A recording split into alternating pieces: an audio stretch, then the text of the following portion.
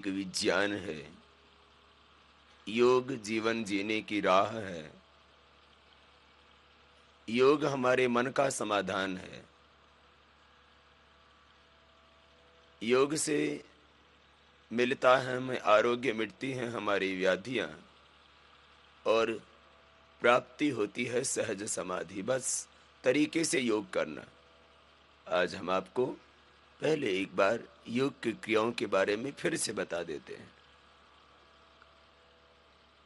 और योग की क्रियाओं का प्रशिक्षण जो अभी दे रहे हैं जरा ध्यान से देख लेना, कहीं कोई त्रुटि ना हो।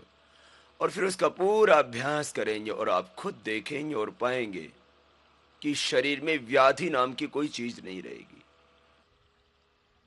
देखो, आपको एक बार हम प्राणायाम बता रहे हैं और आपको हम योग की सहज क्रियाओं से बताने की कोशिश करेंगे कि यदि आपका लीवर गड़बड़ है, आंतें गड़बड़ है, तो ही बीमारी होगी। और यदि आपका लीवर ठीक है और आंतें ठीक है तो ना तो कोलेस्ट्रॉल बढ़ सकता, ना शुगर बढ़ सकती।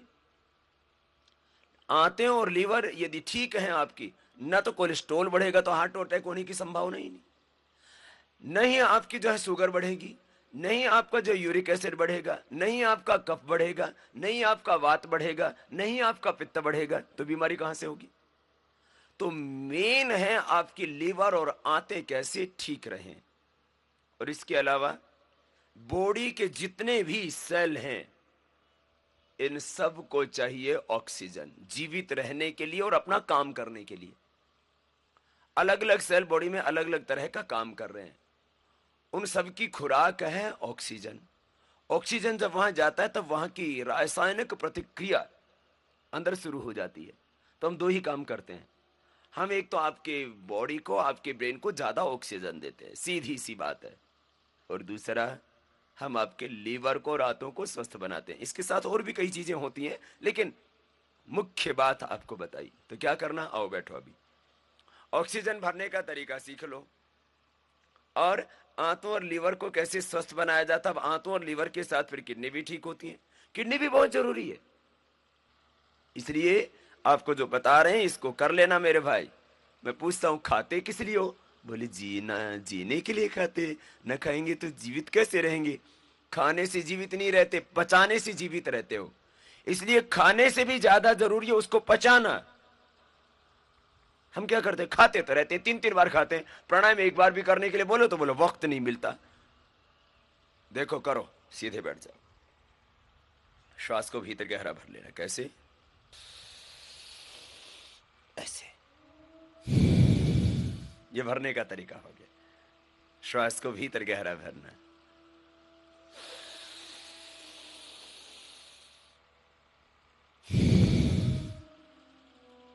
भरो आप भी, श्वास को भीतर गहरा भरो।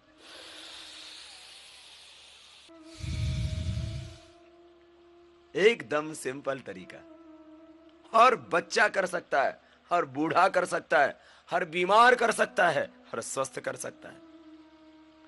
जिसके श्वास चल रहे हैं वो कर सकता है। बोला जी मैं कैसे करूं, मेरे तो कमर दुख रही है। कमर दुख रही है तो ऐसे बैठ के कर ले। किसी किसी की कमर बहुत ही ज्यादा दुखती हो ना, तो ऐसे बैठ के कर लिया करो, सपोर्ट मिल जाएगी आपको हाथों से।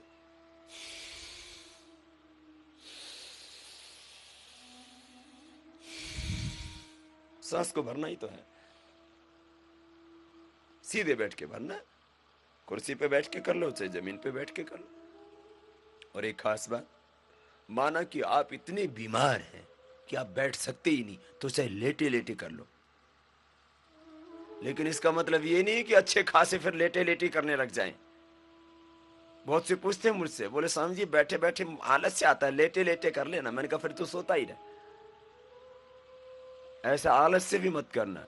श्वास भीतर गहरा भरना। देखो,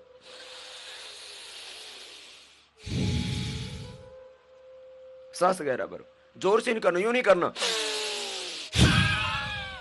ऐसा करने से क्या होगा, फेफड़े के जो सेंसिटिव सेल है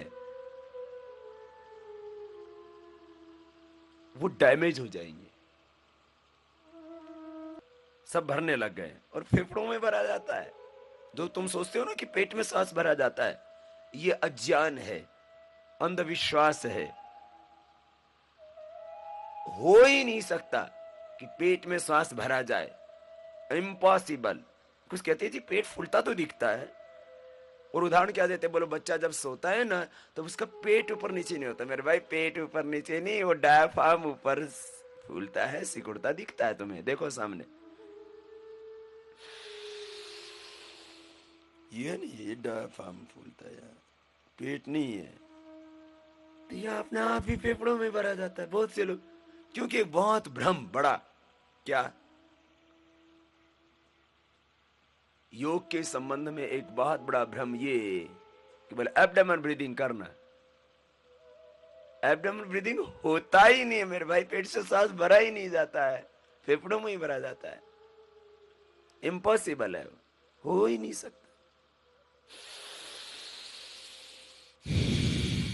एक तो ये तरीका हो गया। कपालभाति को और बाह्य प्राणायाम को छोड़ के बाकी सब भरने वाले ही हैं। देखो अब सामने भस्त्रिका में भरा, कपालभाति और बाह्य प्राणायाम इनमें छोड़ा जाता है। बाह्य प्राणायाम में भी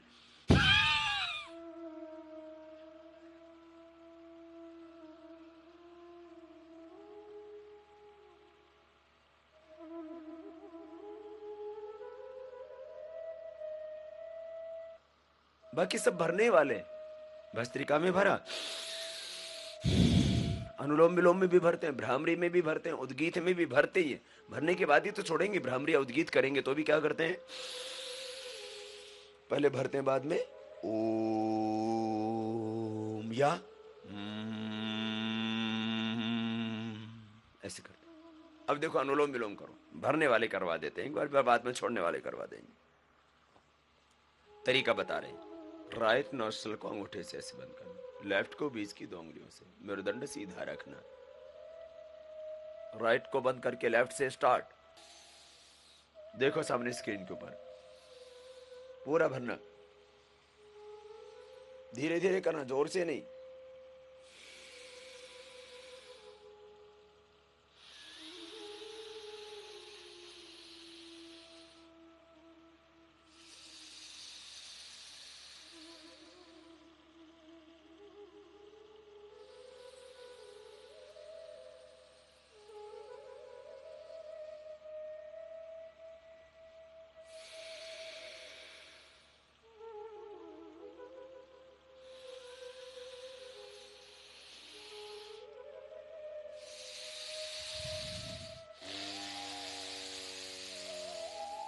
पूरा भर लेना मेरे भाई। सामने देख भी लेना स्क्रीन के ऊपर, कहीं गड़बड़ तो नहीं कर रहे आप।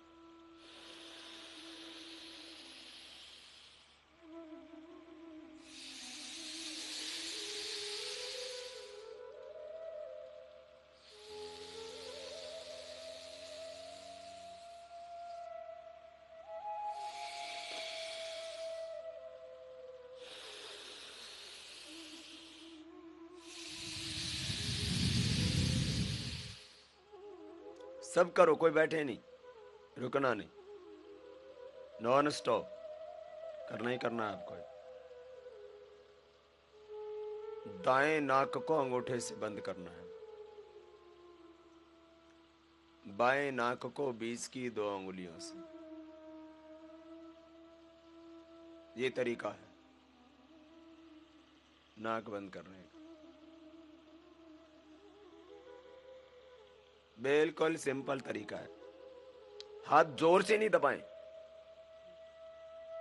हाथ ज्यादा दबाव न डालें नाक के ऊपर, सहज कर लें।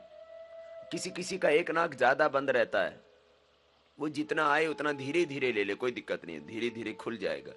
इसीलिए हम पहले भस्त्रिका और कपालभाति करा देते हैं, उससे आपका समवेत रूप से स्वर चलने लगता है। इन स्वरों का बहुत गहरा महत्व है आपकी जिंदगी में, आपके मनोभावों के निर्माण में, आपके स्वभाव के निर्माण में। आपका जो नजरिया है, दृष्टिकोण है, एटीट्यूड है, वह आपके स्वरों से ही निर्मित होता है। दाएं से शक्ति, बाएं से भक्ति संबद्ध है, दाएं से संबद्ध है आपकी ऊर्जा, आपकी शक्ति, आपका पराक्रम, आपका पुरुषार्थ, आत्मविश्वास, संघर्ष बाएं से संबद्ध है। आपकी विनम्रता, शालीनता, समर्पण, आस्था, विश्वास, मैत्री, करुणा, मुदिता, प्रसन्नता, वात्सल्य।